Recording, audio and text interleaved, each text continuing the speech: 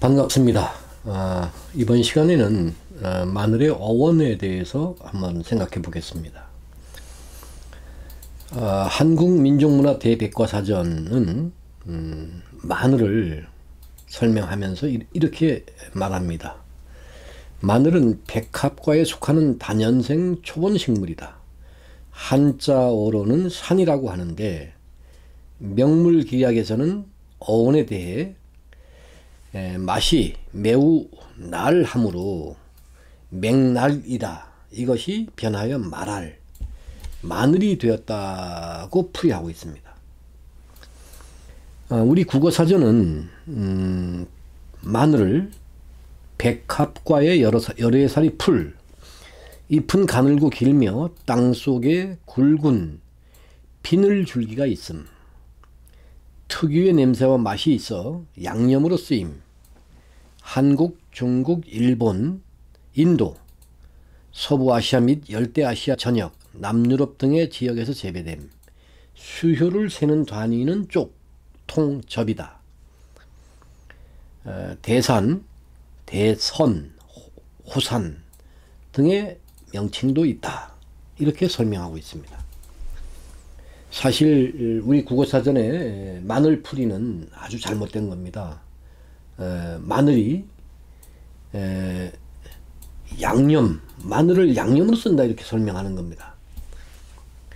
우리 조상들이 이 마늘을 양념으로 먹었다 이렇게 되는 겁니다. 네. 우리 조상들이 마늘을 왜 먹었는지도 모르고 이렇게 설명을 하고 있는 겁니다. 그러니까 제가 역사를 연구하면서 보니까 우리 민족은 언제부터인가 영혼이 죽어버렸습니다. 그래서 우리 조상님들이 왜 마늘을 먹었는지도 모르면서 지금 우리가 먹고 있는 겁니다. 네. 명물기략이 우리말 마늘의 어원이 맵다는 뜻의 맹날에서 마라를 거쳐서 마늘이 되었다 이렇게 이제 주장을 했는데 전혀 타당성이 없습니다. 말도 안 되는 거죠. 이 언어, 우리 어휘에서 의문이 변하는 것은 그냥 변하는 게 아닙니다. 의문이 변할 때는 어떤 일정한 규칙이 있습니다. 맹날이 말알이 되고 말알이 마늘이 되는 이런 현상이 그렇게 일어날 수는 없는 겁니다. 심지어 우리 한국민족문화 대백과사전은 마늘의 한자어를 산이라고 했는데 이것도 잘못된 겁니다. 마늘의 산은 마늘의 한자어 가운데 하나일 뿐입니다. 중국 한족들은 이제 주로 산이라고 하는데 산. 그러니까 중국 한족이 쓰는 한자어에 마늘의 이름이 산인 겁니다. 그러니까 중국 한족이 산이라고 할 뿐이지 산이 한자어의 전부는 아니기 때문에 마늘의 한자어가 산이다 이렇게 얘기하는 건 잘못된 거죠.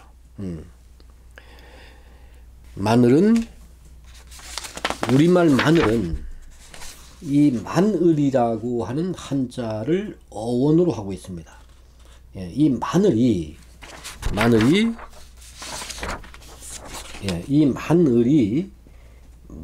된 겁니다. 즉 마늘의 만자 또 뒤에 있는 을이 이 음은 음가가 없는 겁니다. 그러니까 이 만에 있는 니은이 이 음가가 뒤에 있는 을이 음가가 없으니까 뒤로 넘어간 겁니다. 이러한 현상을 우리가 여는 법칙이라고 합니다. 그래서 이 만을이 니은이 뒤로 가서 마늘 이렇게 된 거죠. 네. 그러니까 마늘의 어원은 한자어 만을입니다.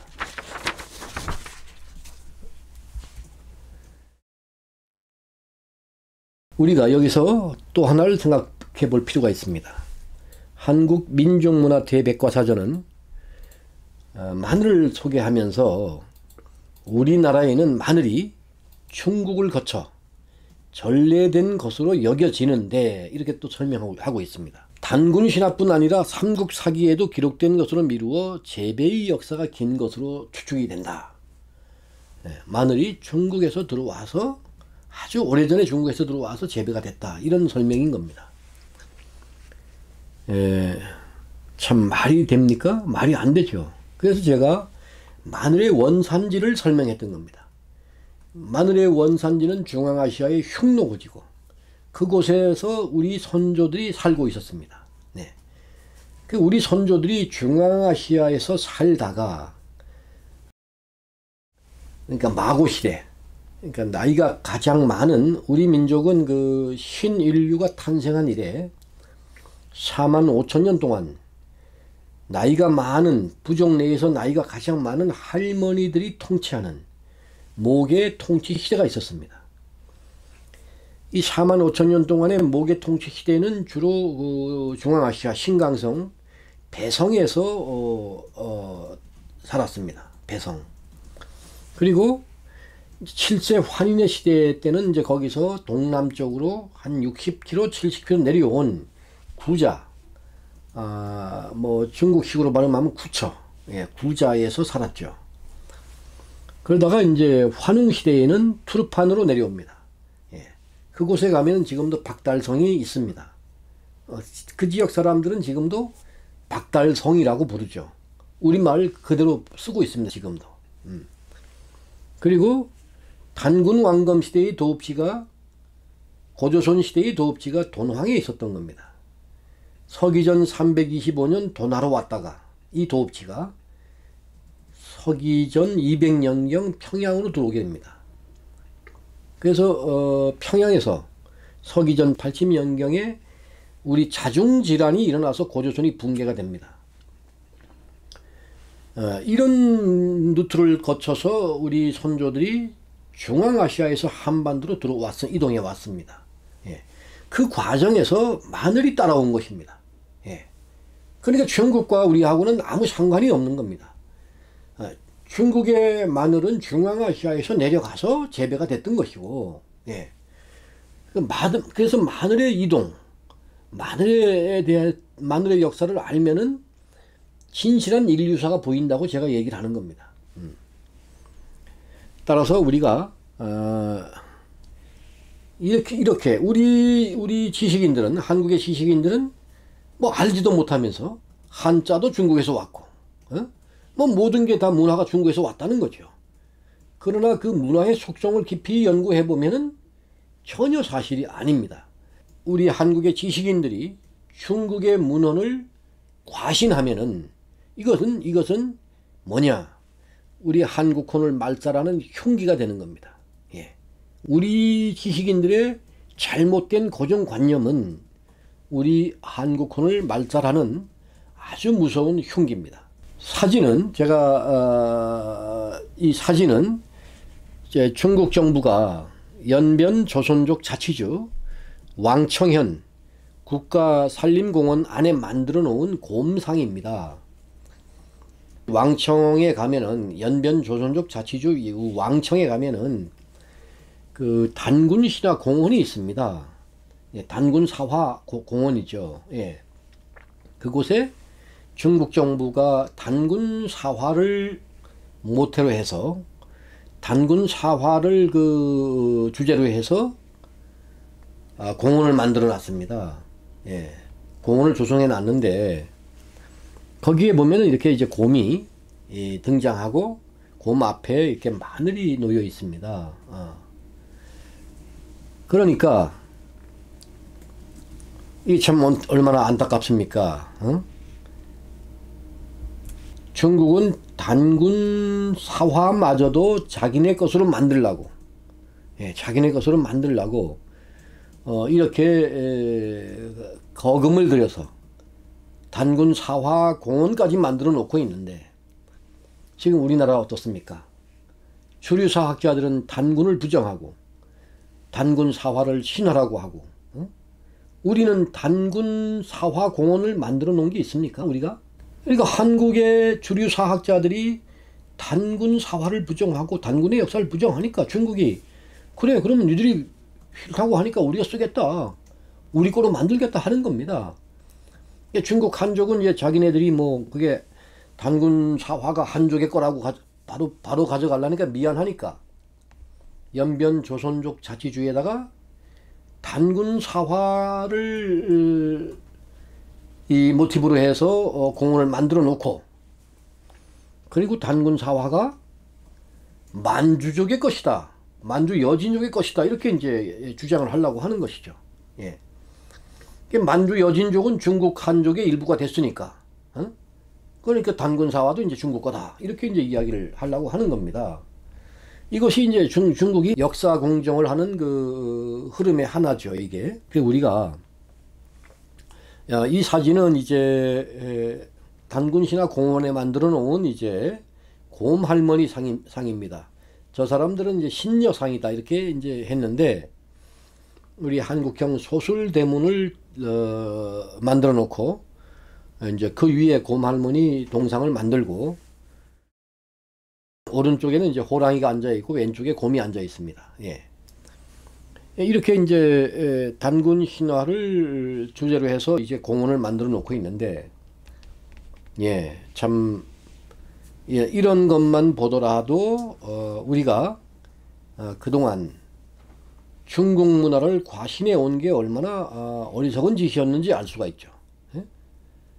예. 그러니까 중국이 단군 사화가 없으면은 역사 공정을 하기가 어려워지는 겁니다. 예. 그래서 지금 우리 단군 사화도 이제 중국의 것으로 만들려고 하는 것이죠. 예. 그러니까 우리의 문화가 중국에서 온 게 아니죠. 예. 우리 문화는 중앙아시아에서 성장을 해서 우리 조상들이 한반도로 이동해 옴에 따라서 우리의 문화가 한반도로 이동해 온 것이지 중국과는 아무 상관이 없습니다.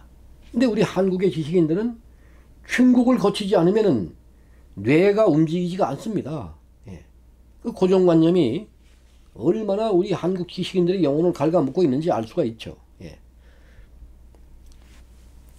우리는 여기서 또 이 한국 민족문화 대백과 사전이 마늘이 중국에서 이제 한국으로 건너왔다고 하면서 이런 얘기를 또 합니다.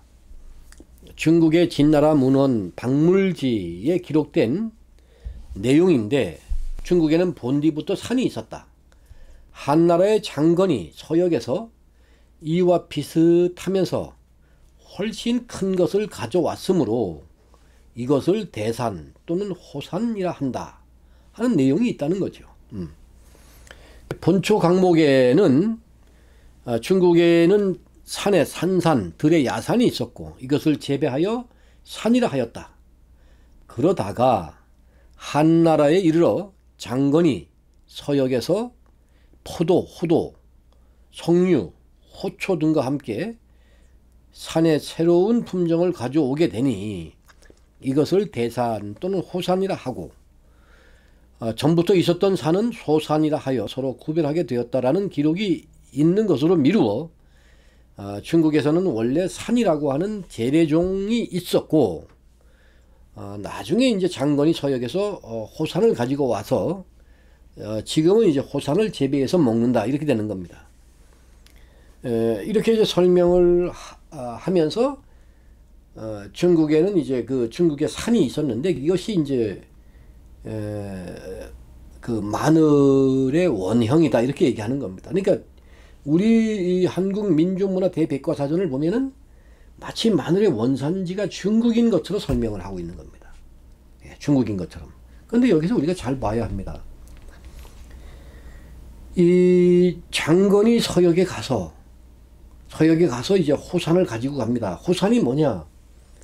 계량형 마늘이죠. 예. 계량된 마늘. 예, 계량된 마늘을 가지고 갑니다. 그런데 장건이 계량된 마늘을 가져가기 전에 중국에는 뭐가 있었냐면 산이 있었다는 거죠. 예. 재래종 마늘이 있었다는 거죠. 그 재래종 마늘 산이 어디서 내려가느냐? 그것도 중앙아시아에서 내려가는 겁니다. 예. 그러니까 중앙아시아가 마늘을 제일 먼저 재배해서 처음에는 산을 전 세계에 보급을 했고, 나중에 중앙아시아에서는 또 큰 마늘이 이제 품종 개량이 돼서 큰 마늘이 나왔던 겁니다. 그것이 이제 호산이라는 거죠. 예. 그 나중에 이제 장건이 뒤늦게 이제 중앙아시아에 나가서 그 호산을 발견하고 그것을 가져다가 이제 중국에서 재배를 하게 됐다. 이런 얘기입니다. 이것만 보더라도 인류 문화가 중앙아시아에서 꽃을 피웠다는 것을 알 수가 있는 것이죠. 예. 그래서 이 중국의 마늘은 중앙아시아에서 갔는데, 예? 한국의 마늘은 중국에서 왔다. 이러면 그 말이 안 된다는 겁니다. 제가 한 얘기는. 중앙아시아에서부터, 예, 길림성을 거쳐서 한반도로 들어왔고, 그것은 우리 선조들이 그렇게 이동해 왔다. 그러니까 마늘이 이동해 온 길과 우리 한민족이 이동해 온 길은 같은 것이다. 그래서 제가 우리 한민족은 마늘의 민족이다. 이 마늘이 기록에 보이는 것이 우리 단군 사화에 보이지 않습니까? 단군 사화, 환웅 시대의 환웅이 곰과 호랑이한테 마늘을 줬다는 거 아닙니까? 그 환웅 시대는 거발 환웅 때입니다. 지금으로부터 5,000년 전이죠. 그러니까 마늘과 관련된 세계 최초의 기록도 단군 사화입니다. 예, 단군 사화. 그러니까 마늘은 중국을 거쳐서 이렇게 오는 게 전혀 아니죠. 예. 그러니까 참 우리 한국민족 대백과사전이 참 잘못 이야기하고 있다. 이렇게 이제 설명드릴 수 있습니다. 감사합니다.